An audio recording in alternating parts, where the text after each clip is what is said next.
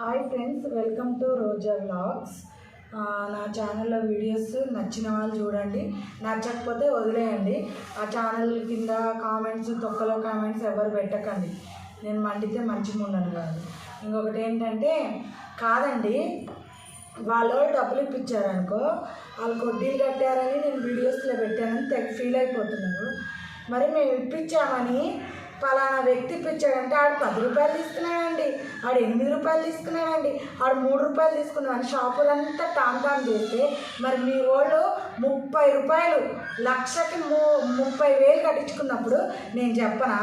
మరి నువ్వు అందరికి ఎగదెంగితివే, మరి మా కట్టకుండా నువ్వు చేసి నీ వాళ్ళు వస్తే వాళ్ళకి నువ్వు కట్టిస్తుంటే మాకు మండదా? ఏం మాట్లాడతారు? ఎవరికోనంట 1,30,000 అంట, 3,90,000 అంట, దానికి ఇంకొక 1,10,000 వేసి 5 లక్షలు కట్టారంట.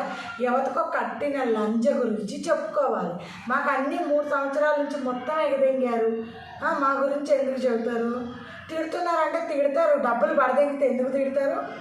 మూసుకొని ఉంటాను. తిడితే డబ్బులు కట్టాక తిడితే అప్పుడు అనాలి, ఎందుకు తిడుతున్నావు బేకార్ మొన్న, మమ్మల్ని నీకు సిగ్గులేదావే, మా పేరెందుకే నీకని అడగాలి.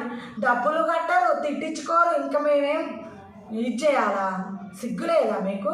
మీ బతుకులకి మేము ఏడాడో తిప్పలు పడి తెచ్చిస్తే అంటే డబ్బులు తెంగేసి దున్నలాగా తిని బర్రెలాగా పడుకుంటారు.